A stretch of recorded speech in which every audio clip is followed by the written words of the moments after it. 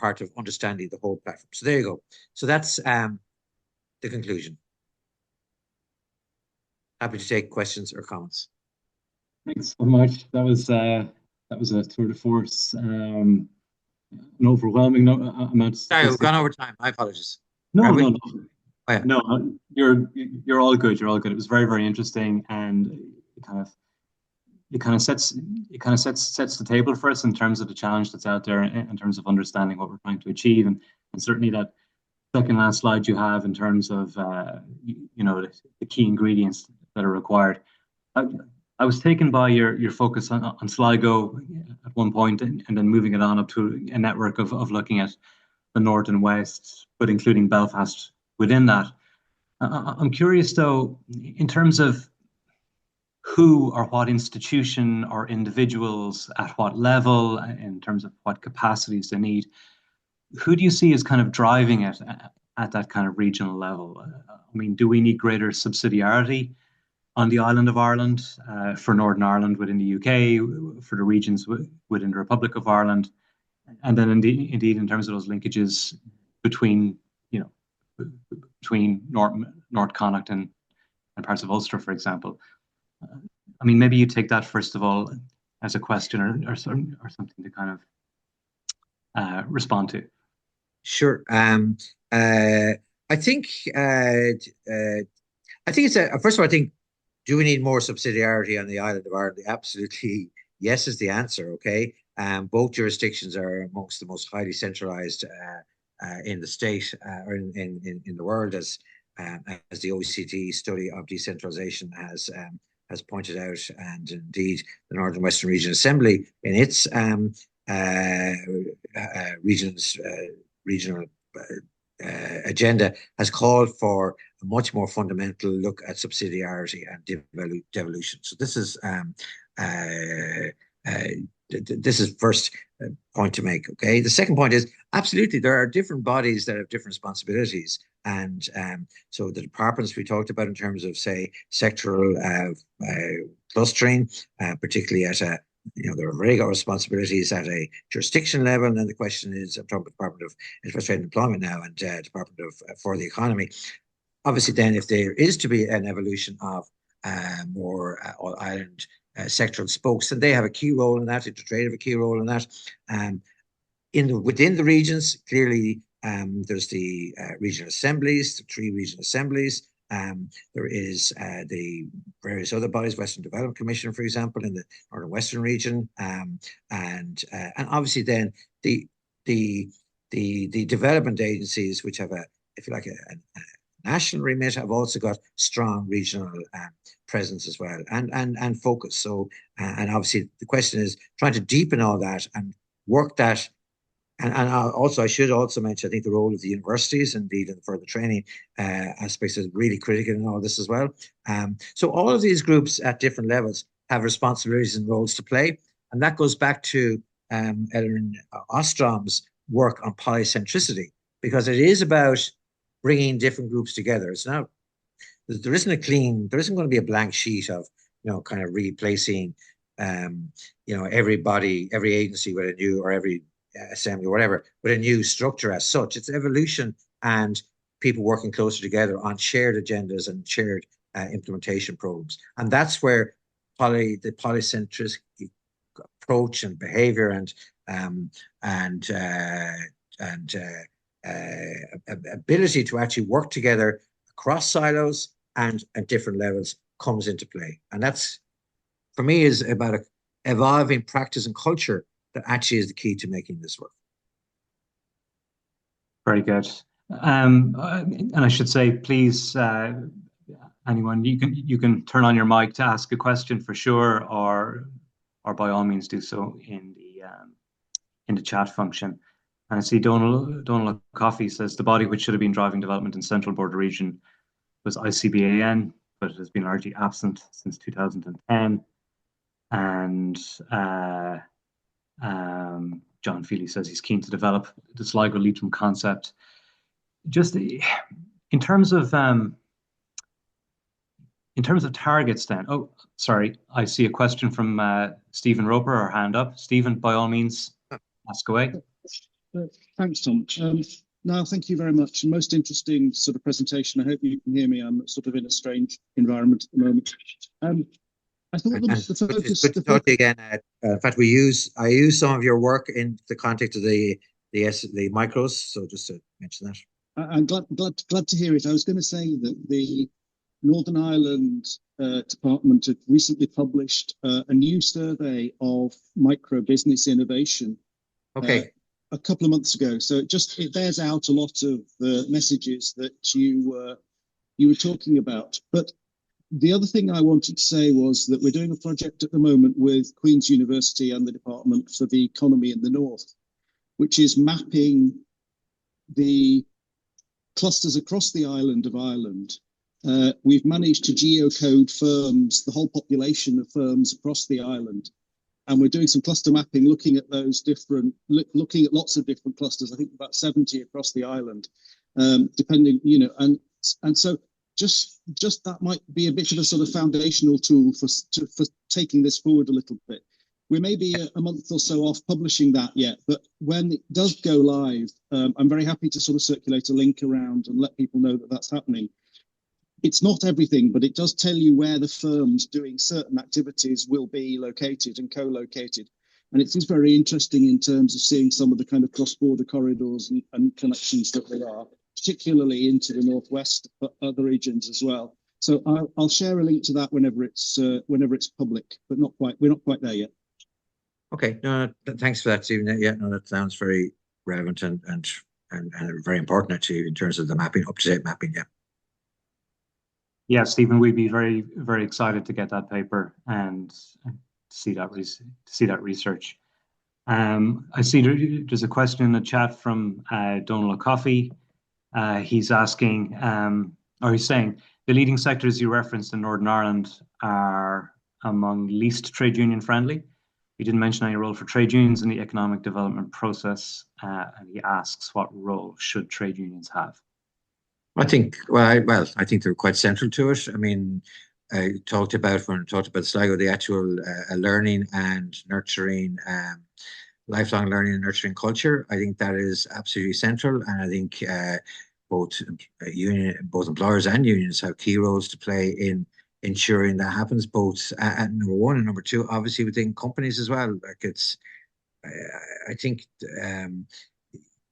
it's trying to develop win-wins for everybody. I think within society that actually is key to progressing, and I think trade unions have a key role in that. Yeah. You referenced the Nordics a few times, and obviously you had the point about adult learning being key to the success of their model, and absolutely that's true. They've often been referenced as well in terms of the quality of their innovation systems. Do you feel that there's anything that we can learn from Denmark, Sweden, Finland in that regard? Yes, I think, and two things. One is, I think, and this goes back to Lene Rachel Anderson's book, The Nordic Secret, okay? Because what she does basically is absolutely, it starts with adult education and human development back in the 1780s, right? And builds through the agricultural cooperative movement and so on. But it's also about, she calls it about, it's a story of a European story of beauty and freedom. And so the innovation bit of that is actually linked to the values of design and so on that they have encouraged and embedded, if you like, within the wider population through this very systematic approach to adult education, very widespread. And the second point, I think, is we are at a critical point in terms of our economic model, given the results of yesterday's election, I would have thought. And I think the learning from how Finland responded to the changes back in the 90s in terms of the USSR and so on, where they were exporting a huge amount into the USSR. And then they basically had to pivot and they doubled down on innovation. So they put innovation as the central approach to economic development, became the heart of their economic development. And I think there's certainly lessons to be learned from it. Yeah, it's interesting, and I suppose on that, obviously the Nordics invest a lot in public R&D. central to the innovation process. We don't do that here in the Republic of Ireland, at least. I found it interesting to note the number of researchers, the researcher ratio in Northern Ireland being as high as it is. Is that concentrated in particular sectors, or is it more broad? Good question. The answer to which I don't know, but it's certainly one to be explored. And obviously, location. Are they mainly east of the Ban? Probably. So there's a kind of east-west across the island. There's an east-west tilt, and the question is how can we balance that as distinct from it's about reinforcing both and nurturing both, but it's east and west. But it's also how we balance it and make them complementary and contribute to each other. So there's further growth overall. In terms of, you mentioned the Sligo-Enniskillen linkage potentially, but obviously we have Brexit now. Do you see that as being a significant barrier to the development of a regional cluster?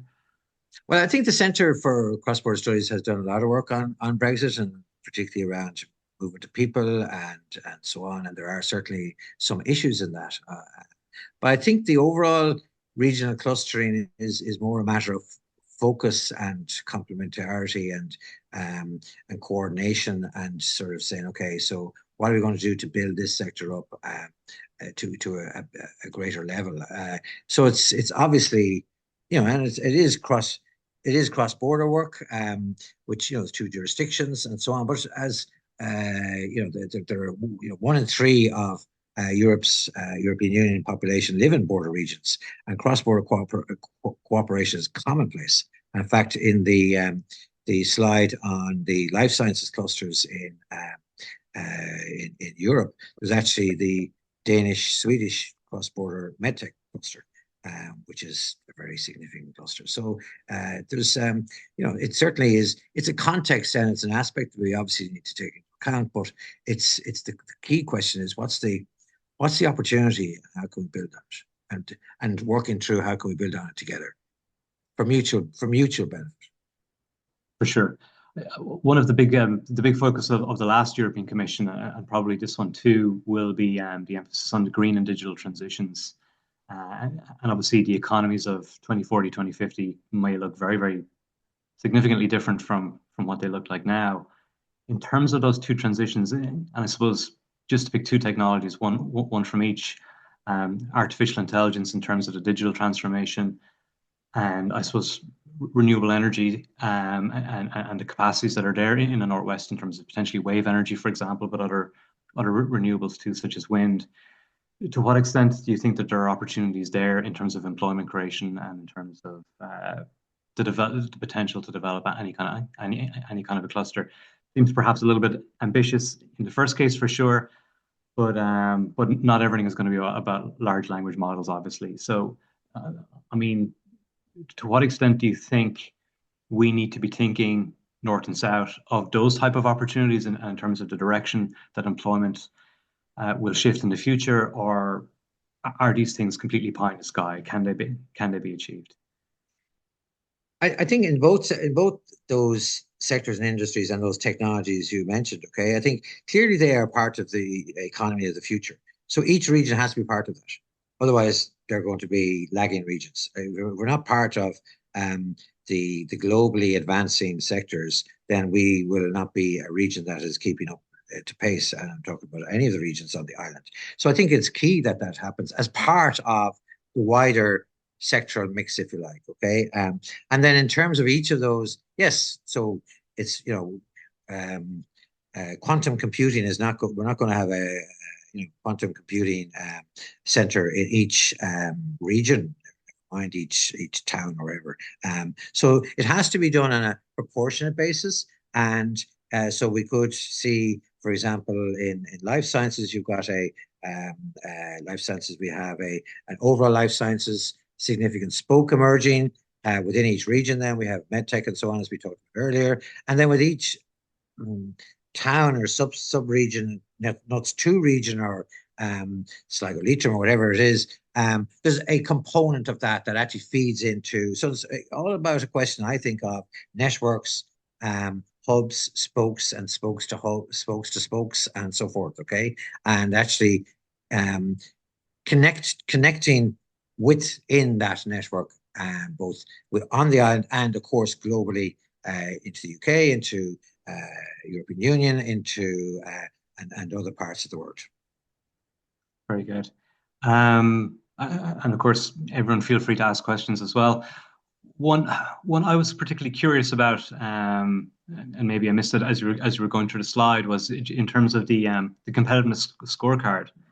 Do you know why Northern Ireland booked the trend between 2017 and 2021? The answer to that is I don't.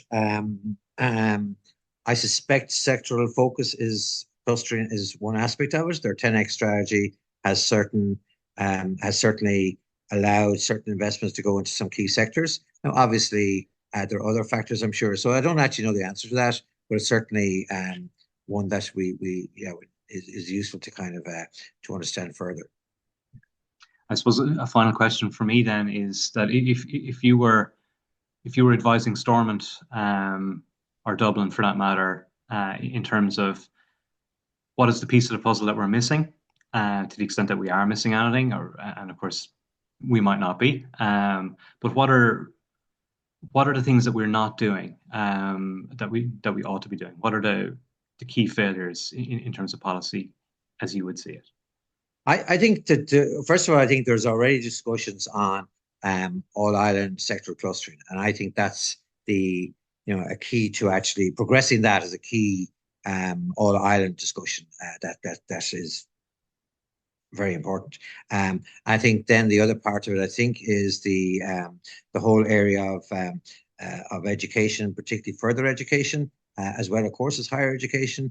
But then working together, and particularly with enterprises. I think that whole area of adult, the transformation of our workplaces and of the skills that our adult population has, as well, of course, a full education system is absolutely critical. And again, there's a lot of work going on in it and a lot of progress, but it's, for me, they're the two that I kind of think of. Obviously, physical infrastructure is critical. The N17 is kind of narrows very dangerously at parts, and it's not, so this, if we're going to have a series of cities along the west coast, we need to have a serious road system that connects it, as well as a rail system, and so on. So there's a number of key factors, but there's work going on. Very good. Noel Cahill asks, or states, the NPF has ambitious targets for faster population growth in the cities other than Dublin. Is there a need for more alignment between population targets which guide spatial planning and regional development policy to drive regional employment? Yeah, is the answer. I mean, but I think it comes back to spatial hierarchy, okay, and trying to understand how each level interacts with each, the other levels, and also how you enrich each level so that that each place has a contribution to make. And I think that is central to the regional development, because each region is structured differently from a spatial point of view. And like, for example, in the Northern Western region, there's a very significant share of rural locations, completely different than if you look at a map of highly rural locations on the island of Ireland. They're almost all clustered in the Northern Western region, Kerry in addition. But I think it's specific in terms of its contribution, of how you link the two. Yeah. Can I mention just one thing before we finish? Of course. Oh, sorry. I do, just on ICBAN. ICBAN is still in existence, just to say, and is actually doing some work on renewing their regional strategy and so on. So just to as a point of information, I'm sure that the contributor knows more about it than I do, but just to mention, I do know they're actually still there. Very good. Important clarification. So look, once again, I'd like to thank you very much for taking the time to do this. It's an extremely useful resource for us. And I know there are people, certainly within the broader labour movement, who'll be looking at this very closely and using it as inspiration for some of our own work as well, and the advice that we give, both north and south. And so I very much thank you for that. Before we do go, I'd just like to mention again that we do have one more event before the end of the year, which will be our Donal Nevin lecture, which will be in the Royal Irish Academy on the 5th of December at 6 p.m. And Professor Mary Murphy will present on a new all-island social settlement, an eco-social future of care and equality, with Dr. Larry O'Connell from NESC as the respondent, and it will be followed by the book launch of Studies, an Irish Quarterly Review. And just to note as well that Stephen Roper has put up a link to a microbusiness innovation report, and of course that'll be up once we have this up on the web. You'll be able to see that link as well there. Great, thanks, Stephen. Hopefully. So without further ado, I will let you go, Niall, and thank you once again. And I'm sure we'll be in conversation with each other very, very soon. And hopefully I'll see you in December at our lecture. Okay. Thanks. Bye, Thanks everybody. for